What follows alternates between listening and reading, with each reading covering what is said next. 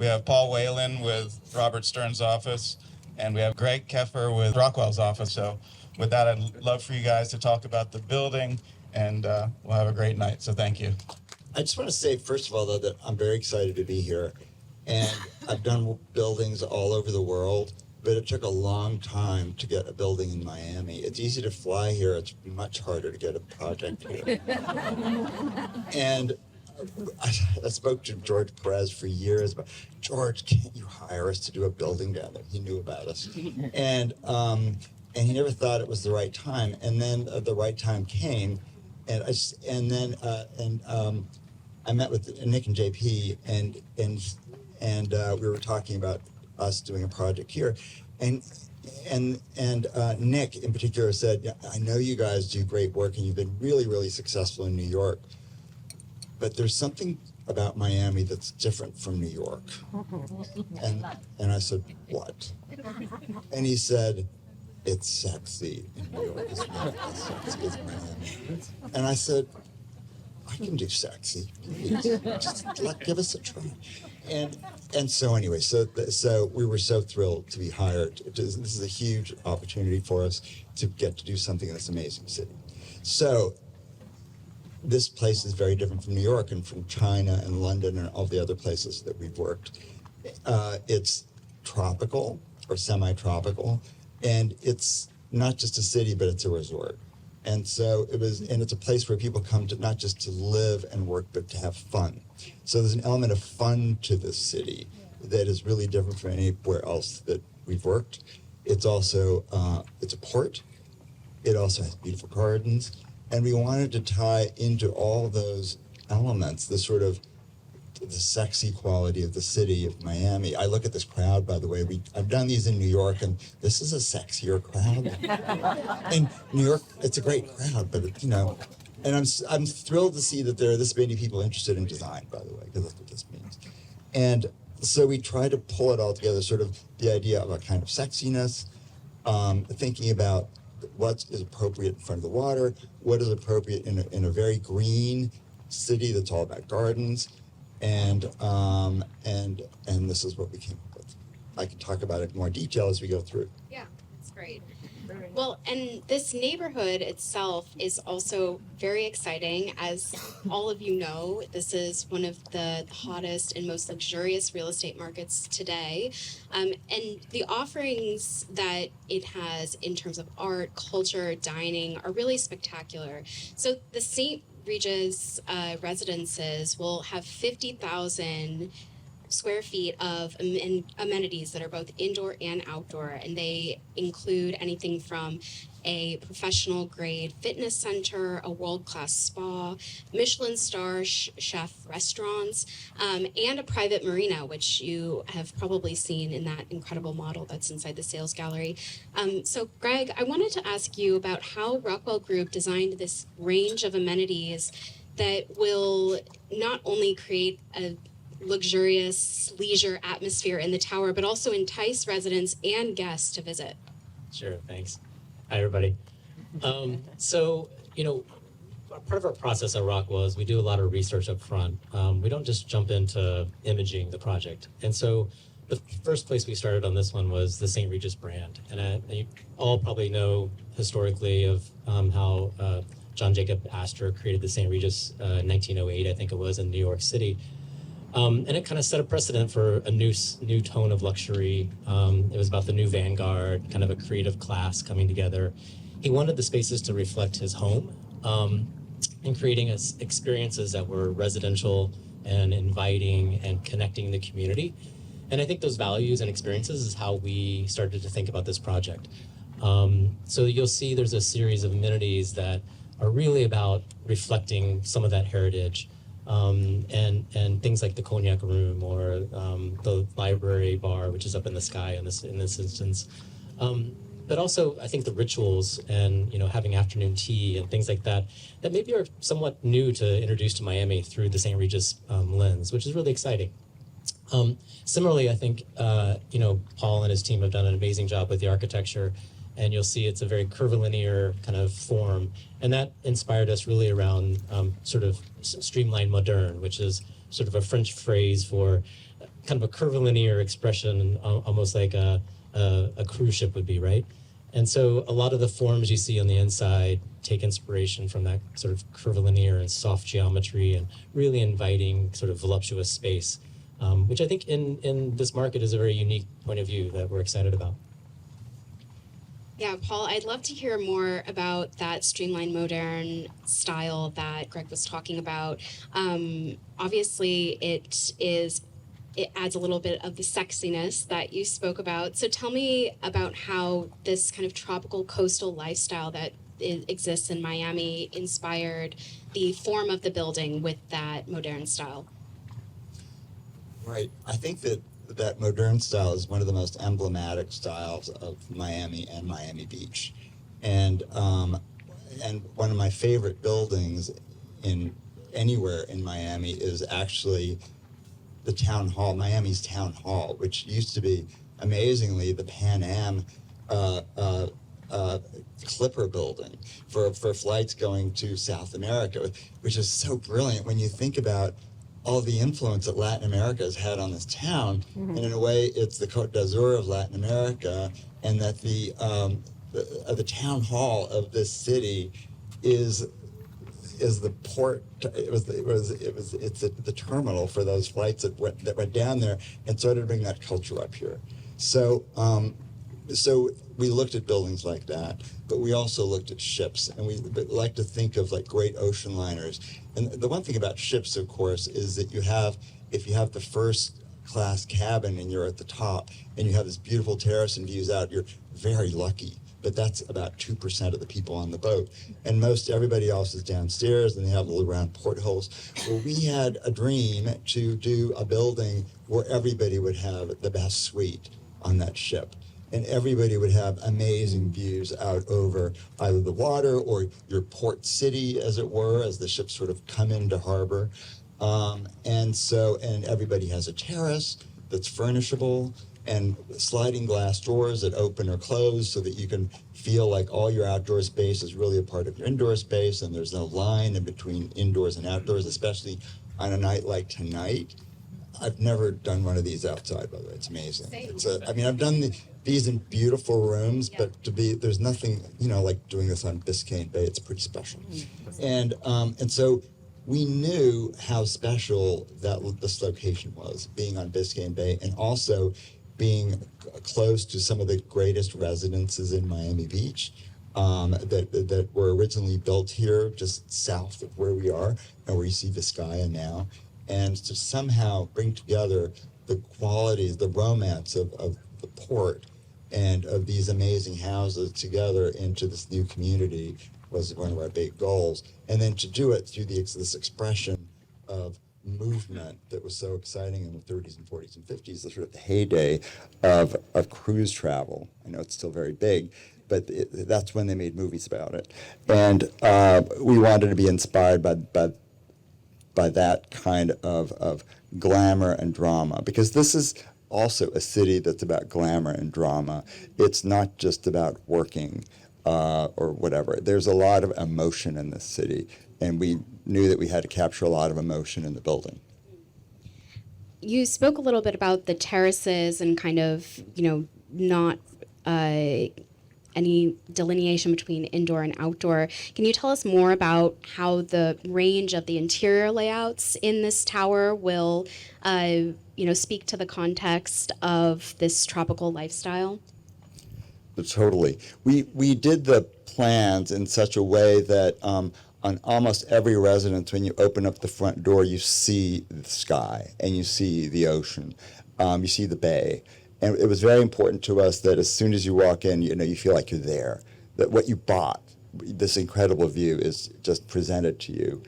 And then, of course, the living room always has pride of place, and say it's usually in the corner, and it gets the most rounded sort of views up and down the harbor or back to the city, Coral Gables or downtown.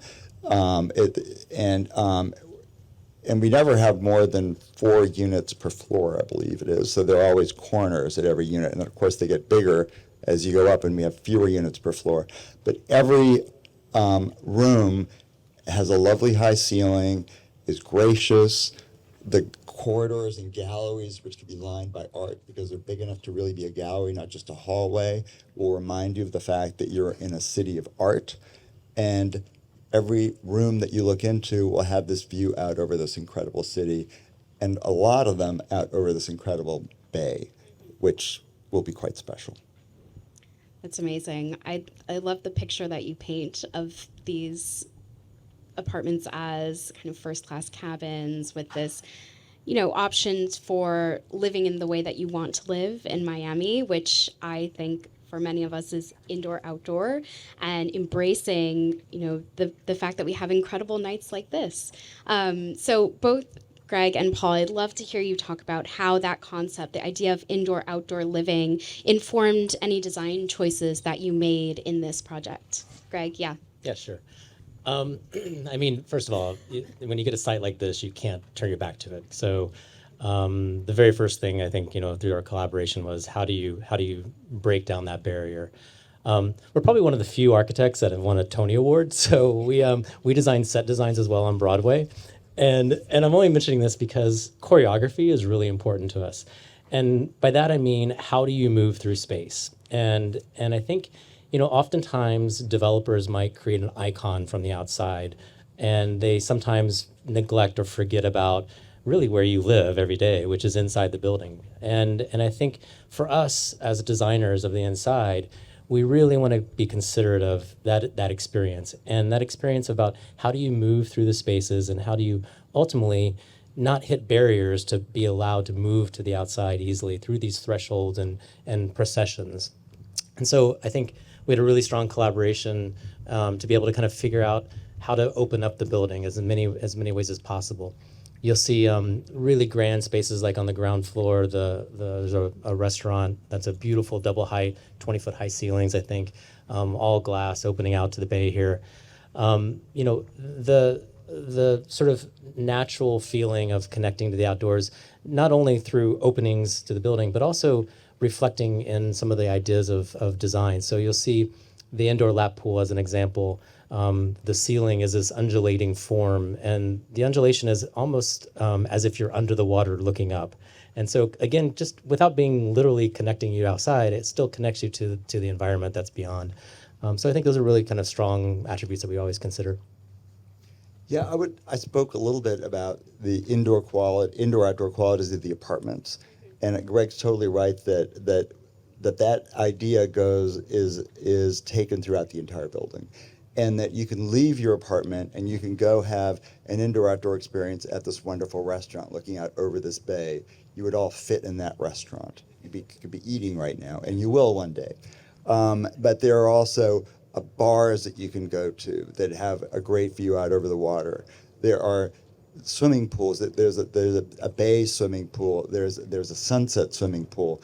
And I'm referring to those spaces as sort of in between indoor outdoor, because even though they're outdoors, there's something about being inside your community that you're not completely outdoors. You're sort of in a protected place. You're out in the sky is above you, but you're with your community. And so that's also a sense of living in that wonderful space that's in between indoors and outdoors, and that's in between sort of your private place and the big world out there. And there are a huge number of spaces like that, gardens, terraces that step down to the water. That's one of the reasons I was so excited looking at the model, because we've created our own models, we've done digital models, but there's something about seeing this professional model with all the trees in it and all the terraces, and you can just imagine the people moving around in there, that made it so exciting. And it sort of suddenly, I was able to sort of see this vision that we had of a kind of a cruise ship. It's like the love child of a cruise ship and a tower and a garden. So it's a 3-part thing. And coming together, and I saw that model and I thought, look, it really happened. It's very exciting to see it.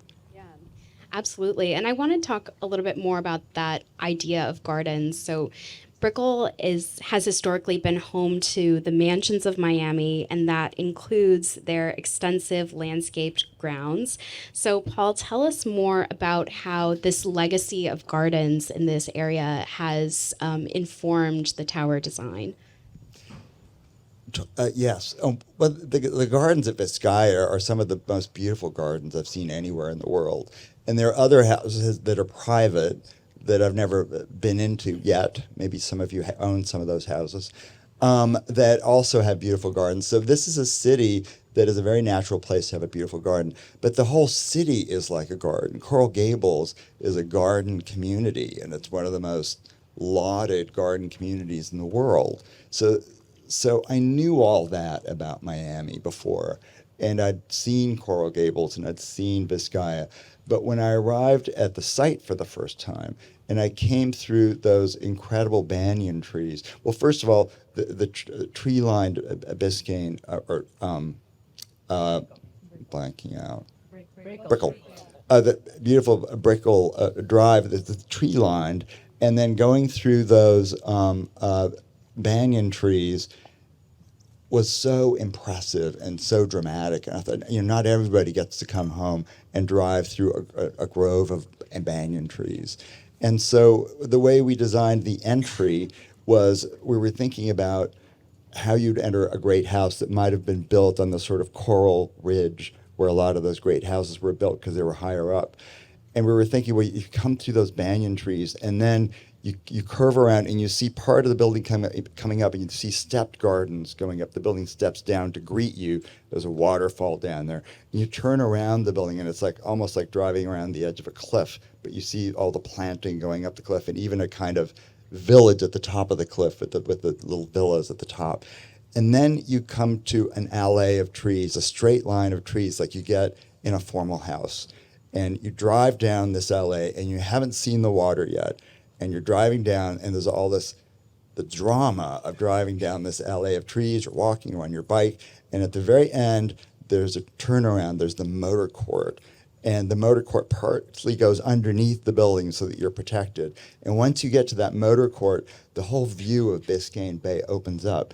And it's the drama of that is like the kind of drama that you would get in a properly designed great house with a great garden.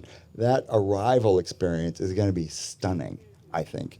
And when I saw that model, I thought, it's going to happen. Look at that. It's really going to happen. You can see it. You can see it in that model, how spectacular that arrival is going to be. And then after that, when you're inside, as I spoke before, all the sort of steps and terraced gardens will not let you down. They will create, it's almost like the great gardens of a house have become more urban, and they become sort of the stepped gardens of a community or of a hillside village, like you might get in Italy. And it all comes together in a new way that's never been seen before, because it's, in a way, it's more dramatic, the way the gardens step up. It's not so flat. But we're trying to build on the great quality of those private gardens that the city is famous for, and trying to do something that's up to the level of quality that we so admire in the city. I think we're all dreaming of now just approaching the tower so we can experience those gardens and that alley. I mean, it sounds amazing. And you're right, you can definitely imagine it when you look at the model there.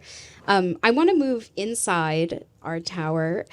So Greg, can you tell us more about the interior details that give this tower such a luxurious feel?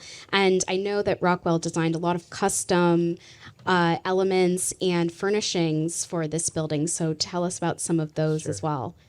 So the build-up that Paul gave you is obviously setting a very high bar for your experience when you open the door. And so we stepped up to that bar, I think. And the first thing you're introduced to is this really beautiful lobby space and reception area, 20-foot high ceilings. You're greeted by a really large-scale piece of art. Obviously, the Perez family has a rich history of art in Miami, and art plays a really important role in this project as well. And then in that main space, we've created an extraordinary chandelier, working with a glass blower out of Czechoslovakia named Lasfit. And it's going to be a really special piece that kind of speaks to the oceanography and the waves and movement of what's outside the window here. And so, all these kind of special moments start to connect with you as you move through the project. Moving back through the space, there's multiple art moments. But then I think the most special moment is probably up on the 31st floor, in my opinion. And that's really a space that as an amenity, you get this spectacular sky lounge with unprecedented views, looking out over the bay and the city beyond. There's also two really special lounges up there. One is a drawing room for midday tea, and the other one is a cognac room. One's a little feminine, one's a little masculine, and I think both those experiences are really unique, and are going to really be really special. Everything you see in our project, pretty much I would say 95% of it is custom designed by us. So every sofa you sit on, every light fixture you look at. So you're not going to walk through the space saying, "Oh, I saw that in my neighbor's house," or whatever. Everything is really tailored to this project, and again reflects the bigger idea of the narrative that shaped this entire project. So down to the smallest little detail, whether it's a brass inlay in the beautiful travertine floor, or whether it's the curve of the back of the sofa, all of it starts to speak to the broader story. That's amazing. I did not know about this Lasvit chandelier, but I'm sure it's going to be incredible. I actually just visited their factory in Bohemia in the Czech Republic, and it was Incredible, right? Yeah. an amazing experience. They're an incredible glassmaker. True artisans. Totally. And they work so well with architects. It's going to be great. Well, thank you. I think you matched the journey. I hope the audience does too. But I wanted to, Paul, turn to you back to the exterior of the building. So we've talked about obviously the streamlined, modern inspiration and the idea that you'll be living in the best cabin on a beautiful ship. So the ship-like design of this tower obviously is very contextual, but tell us more about some of the architectural elements that will make this building stand out as an icon on the growing Brickell skyline. Right. We always we were talking about storytelling earlier, and narrative is really important to us. And we think that buildings are not just places that are full of product. Every successful buildings, even houses, need to tell their own story. And our story from the very beginning here was that this is a big building, a big dramatic building that is on Biscayne Bay, and that is amazingly exciting. And so we knew, and you're going to know that when you're in the building, of course, but when you look at this building from across the city, from somewhere else, we wanted you to also know that this building is on the bay. And so we created the top of this building to be very nautical. And there are lots of buildings downtown. There's almost like a thicket of buildings downtown, a lot of which are very dramatic. But and they're pretty urban in a sense. And we really wanted this to feel like, when you look at this building across the city, we wanted you to know that that's the building that's on the bay. That's the ship. That's the one that's on the bay. And it reminds you a little bit of a ship, not literally, but it has qualities that remind you of the nautical life, what it's like to live near the water. And we wanted to make sure that that was visible from great distances, and that would be that it would become one of the symbols of this great city, sort of marking itself as it meets the water at this building. Yeah, I think it's really interesting, and you can especially see it from the model that the curves in this building are much more horizontally oriented than we usually see in contemporary towers, where we'll see a vertical curve and some kind of innovation in glass, which is amazing. Here you're really getting that beautiful skyline horizon kind of curve to the building, which I think is also going to be, as you said, an amazing reminder of where you are. Yeah, I think one of the wonderful things about ship design is they're designed to move through the water. So there is a front and there's a back, and the difference between the front and the back is really important. You slice through the water through the front, and the back is the water sort of heals itself after the ship goes through it. So ships are always inflected. They're always inflected front to back. There's always a difference because there has to be. Buildings don't have to have that difference, but we wanted to have that kind of inflection in this project. We wanted the tower to be inflected to the water. We wanted to have a front and a back. And you can live in the front and the back, and they're both great. They're both really interesting. And one is maybe more about gardens and the other one's more about water. But there's a clear inflection about front and back, just like you get in a boat. And that is true in the tower, and it's also true in the base. And after you all walk out of here, if you look at the model again, look at how the tower steps down towards the water, which also means, by the way, that all those terraces are stepping down toward the water like a hill town. And then the base does the exact same thing. It's also inflected towards the water. And you see the whole thing stepping down to the water. So everything is coming down to the water. It's all, and even the shape of the building is all about a ship-like shape sort of coming into the water. So I'm quite sure that everybody will feel that inflection to the water when they're in the building and they're living in it, but also people will see it from a great distance. Absolutely. I want to end with, I think, a really question that always sparks my curiosity. I'm curious to hear what was your favorite or most exciting design challenge in this project. Greg, could you kick that one off? Sure. So, Miami's probably, it is the hottest residential market in the world, right? If not, and I think because of that, there's a lot of product out there. And so what we started to look at was, how do you make this a really special project and how do you differentiate it? So I think the biggest challenge was seeing what's out there and doing something really special and unique. And I think the opportunity that the St. Regis lens gave us really was a catalyst to start to think about this in a very romantic way. I think you used the word romantic, Paul, and I think it's a really good way to think about it. So I think that was the challenge, is like, how do you make this truly unique, nothing else like it in Miami? And I think we did it. Paul, what about you? I have to say that, I want to talk about the romance too, but I want to talk about something more sort of just a material. This is our first glass building, essentially, and we have turned down buildings in New York. We've been asked to do glass buildings in New York, and we said, no, we don't do glass buildings, sorry.